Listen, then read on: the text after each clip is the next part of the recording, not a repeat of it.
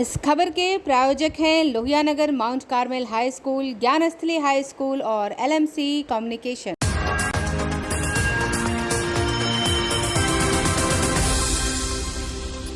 नमस्कार, मैं अक्षता और आप देख रहे हैं आंखें न्यूज 24। रात 8 बजे के समाचार में आप सभी का स्वागत है। तो आइए देखते हैं रात 8 बजे तक के कुछ मुख्य समाचार। सबसे पहले हेडलाइंस। लखनऊ में आयोजित हुई GST परिसर की बैठक। बिहार में लगाए गए कोरोना के सबसे अधिक टीके। स्वच्छ भारत अभियान के तहत मुंगेर के 22 पंचायत हुए खुले में शौच से मुक्त। मंत्री रविशंकर ने पटना सिटी में घी के दिए जलाकर मनाया प्रधानमंत्री का जन्मदिन। पशु एवं मत्स्य मंत्री मुकेश सहनी ने 71,000 मछलियों को गंगा में प्रवाहकर मनाया मोदी का जन्मदिन। मधुबनी जिले में अपने मेहनत की मजदूरी के मांग के लिए पिटे 2 मजदूर। मुजफ्फरपुर में एक बुजुर्ग के खाते में रातों रात आए 52 करोड़ रुपए। अब समाचार विस्तार से। पटना साहिब के बेली रोड बड़े हनुमान मंदिर में रविशंकर प्रसाद ने 71 दीप प्रज्वलित कर मनाया प्रधानमंत्री मोदी का जन्मदिन। पटना साहिब के राजवंशी नगर बेली रोड स्थित बड़े हनुमान मंदिर में 71 दीप प्रज्वलित कर प्रधानमंत्री श्री नरेंद्र मोदी जी के दीर्घायु होने की कामना की गई।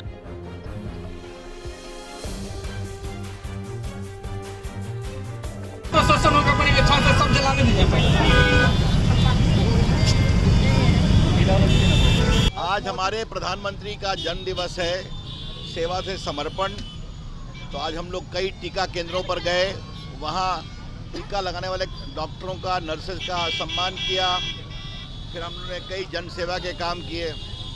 तो आज कार्यकर्ताओं की इच्छा हुई कि हनुमान मंदिर पर हम लोग 71 दीपों को जलाएंगे, उनका 71वां जन्मदिवस। जिस तरह से उन्होंने देश को आगे बढ़ाया है, मजबूत किया है, गरीबों की सेवा की है, देश का मान सम्मान बढ़ाया है, तो हमें लगा कि आज बहुत ही खुशी का दिन है। प्रभु हनुमान का मंदिर है मेरे लोकसभा क्षेत्र में, तो आज वहाँ पर हम सभी अपने कार्यकर्ता बहनों के साथ हम लोग उपस्थित हैं। सबों की सामूहिक शुभकामनाएं। प्रधानमंत्री नरेंद्र मोदी का जन्मदिन कल बड़े ही अनोखे तरीकों से मनाया गया। पशु एवं मत्स्य मंत्री मुकेश सहनी ने प्रधानमंत्री का जन्मदिन एक बड़े ही अनोखे तरीके से मनाया।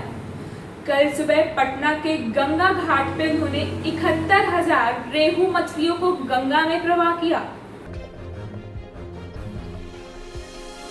प्रधानमंत्री नरेंद्र मोदी का आज 71वां जन्मदिन है, जिसको लेकर देश भर में यादगार बनाने के लिए अलग अलग तरह से बधाई दे रहे हैं। वहीं बिहार की राजधानी पटना में भी कई कार्यक्रम का आयोजन किया जा रहा है। इस खास मौके पर पशु एवं मत्स्य विभाग के मंत्री और VIP के प्रमुख मुकेश सहनी ने अलग तरह से बधाई संदेश दिया है।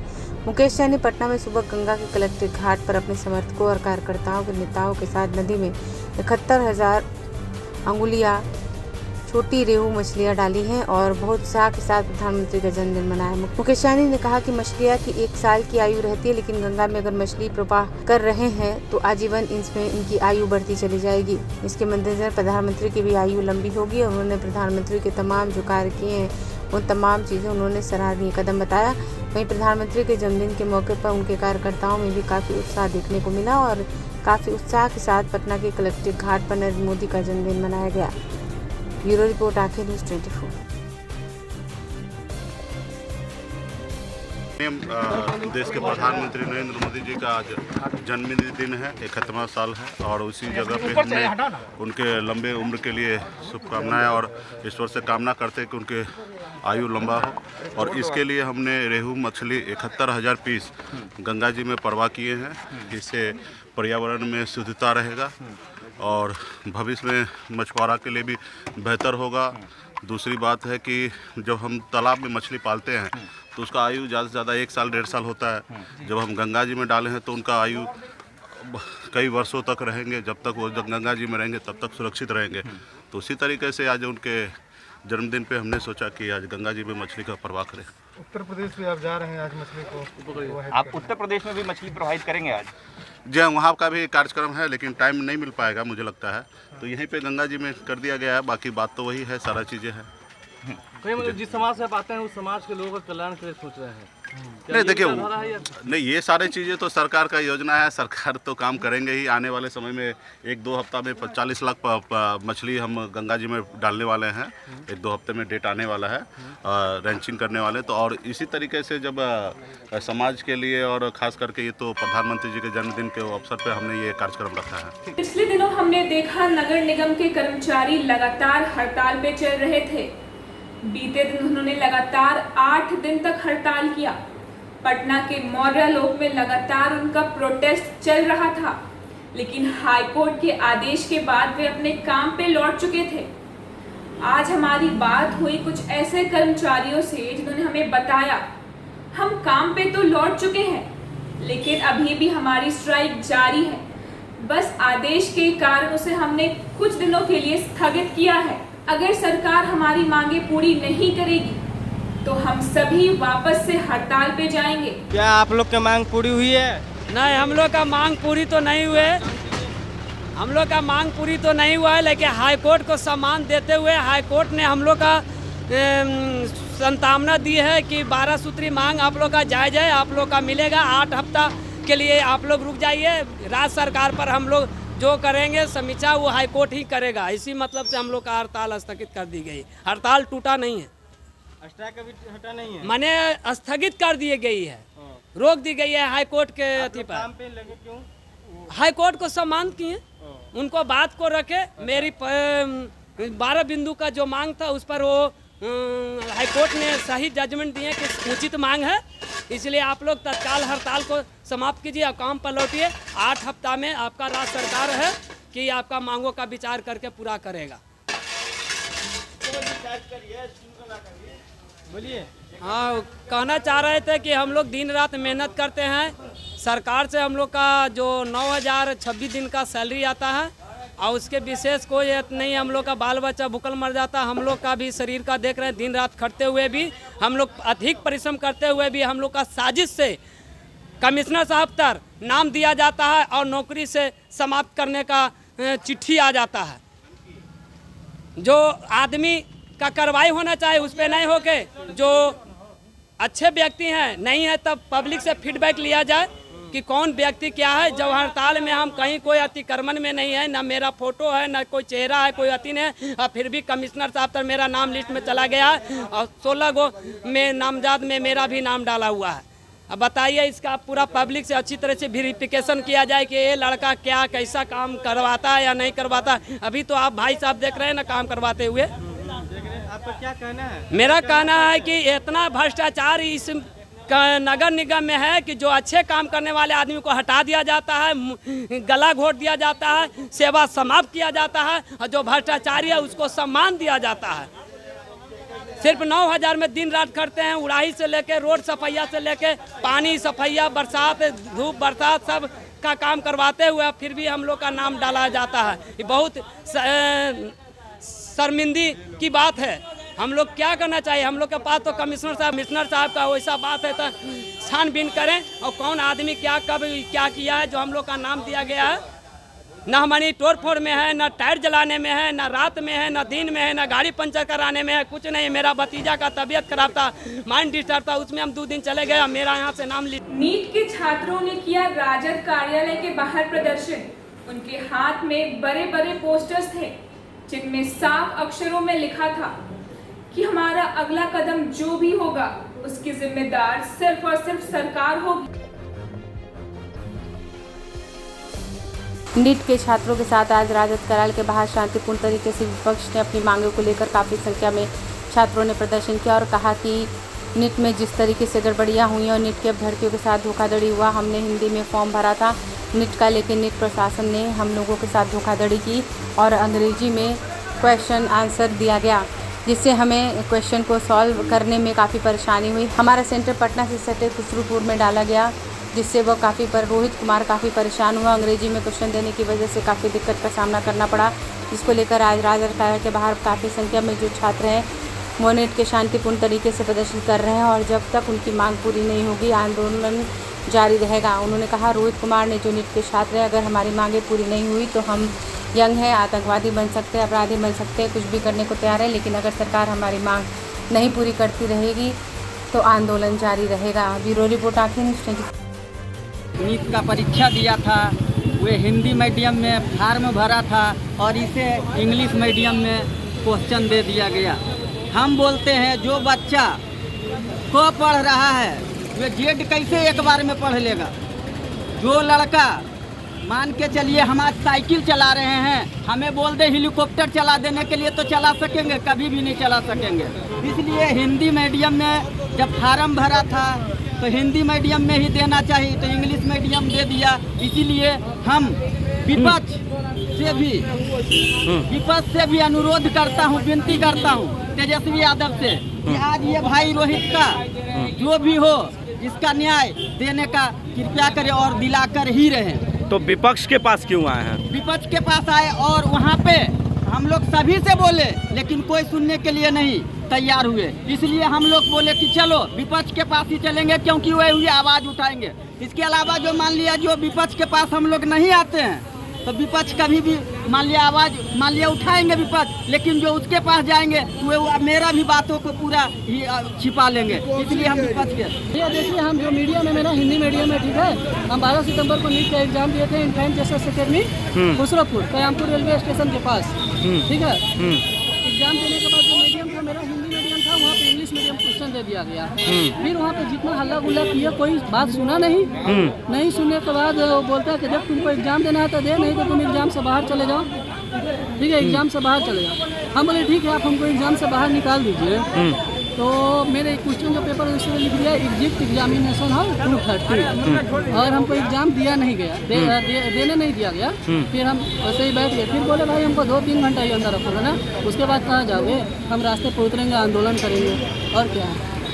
नहीं, हमको न्याय नहीं मिला तो हम इसके खिलाफ आंदोलन करेंगे। आगे क्या करोगे?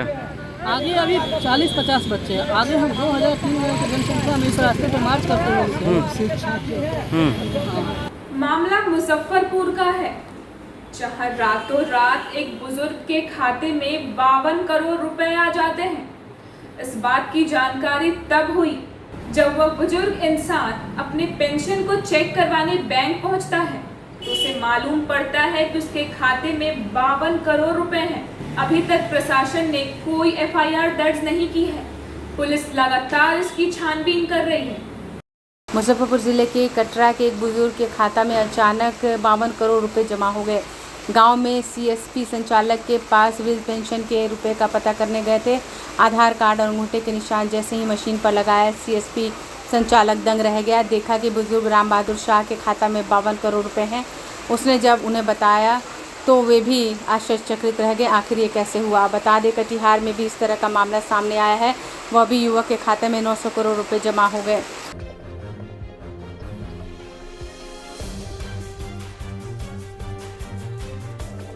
52 करोड़ रुपया है हमरा खाता पर। खुशी हाँ, की चाहे छी सरकार से? सरकार से तो चाहे कुछ लाभ हो के चाहे। कौन बैंक में खाता रहलक है? ग्रामीण बैंक। कितने पैसा आलक है? 52 करोड़। की नाम है? राम बहादुर शाह। क्या चीज़ के लिए चेक करवाने गए थे?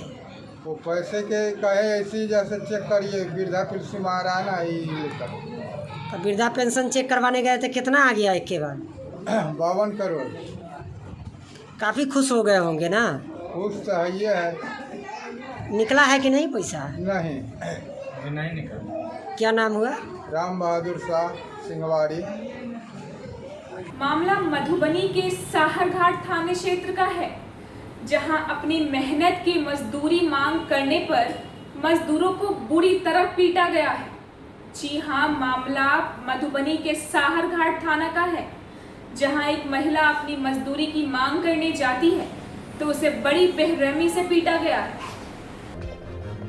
साहरघाट थाना क्षेत्र के अवारी गांव में मजदूरी मांगने पर मारपीट करने का मामला प्रकाश में आया है, जिसको लेकर पीड़ित महिला ने सहारघाट थानाध्यक्ष को दिए आवेदन में 5 लोग समेत कुल अन्य को आरोपित किया है। आवेदन में पीड़ित महिला ने कहा है कि गांव के कुछ लोग अन्य ने मेरे घर आया और पूछा कि ललित पासवान एवं रविंद्र पासवान कहाँ हैं, तो मैंने कहा कि वो गणेश पूजा में हैं। इसके बाद वो लोगों ने कहा कि तुम्हारा बेटा और मेरे घर पे मजदूरी मांगने चला जाता है। यही बोलते हुए मुझ पर लाठी डंडा से वार कर दिया। उसी मेरे पुतोहू घर से मुझे बचाने पर निकली तो चंदन राम ने मेरी पुतोहू का साड़ी खींचकर भाग गया एवं सभी ने जाति सूचक शब्द का प्रयोग करते हुए कहा कि दुसाध होकर गणेश पूजा करता है और हम लोगों को नहीं पूछता। उसी बीच कृष्णा राय ने मेरे पुतोहू का मंगलसूत्र छीन लिया। इसके बाद शोर होने पर जब मेरे आसपास का लोग आया तो वो लोग भाग गया। इसके बाद मुझे इलाज के लिए मधवापुर CHC में भर्ती कराया गया। इस बाबत थानाध्यक्ष रामचंद्र चौपाल ने बताया कि महिला के आवेदन पर प्राथमिकी दर्ज मामले की जांच की जा रही है। ब्यूरो रिपोर्ट आंखें न्यूज़ 24। सर 2-3 दिन पहले हम और मेरे भाई ने मजदूरी मांगने के लिए गए थे। उस दिन नहीं दिया। कौन? विनय राय और ललन राय। अच्छा। जी। उसके बाद में सुबह करीबन 7-7:30 बजे हम लोग पूजा में बैठे थे और वो लोग आया, ललन राय, विनय। पूजा में कहाँ बैठे थे, घर पर या घर से बाहर? जी, घर से बाहर। अच्छा, हाँ। जी, तो ये सब आया, बोला कि मेरे मम्मी दरवाजे पर झाड़ू मार रही थी। हाँ। वो बोला कि रविंद्र। क्या है मम्मी का नाम? पार्वती देवी। हाँ। बोला कि ललित और रविंद्र कहाँ हैं? तो बोला क्या बात है? तो बोला कि ऐसे मजदूरी मांगने जाता है और कहीं कहीं टोक देता है। इसीलिए बोला मेरी मम्मी की नहीं है, रविंद्र और ललित गया है पूजा में। तो नहीं सुनने के बाद में वो लोग लाठी या डंडे से मारना शुरू कर दिया। किसको? मेरी मम्मी को। अच्छा। उसके बाद में रविंद्र मेरी भाभी आई उसके बचाने के लिए। फिर क्या नाम है भाभी का? जिप्सी देवी। हाँ। फिर उसके साथ भी मारपीट शुरू कर दिया। उसके बाद में साड़ी भी खींच दिया। जी। और जब तक में हल्ला हुआ, हम लोग आए तब तक में ये सब हल्ला शांत हो गया था। फिर उस सब ने बोला, फोन करके 50-60 आदमी को बुला लिया कि दुसाध को मार दो, घर से भगा दो, ऐसे वैसे बहुत तरह की बात बोल रहा था। जाति सूचक शब्द का प्रयोग। जी जी जी। ये साले दुसाध सब पूजा करता है, ऐसे वैसे भगवान को भरोसा करता है, बहुत तरह की बात बोल रहा था। जब तक में वो सब हम लोग आए, सब कोई जुटे तो भाग गया। और फिर क्या हुआ? फिर इसकी शिकायत कहीं किए हो तुम लोग? जी, मेरी मम्मी थाना में आवेदन दिए हैं। एक बार फिर से समाचार विस्तार से।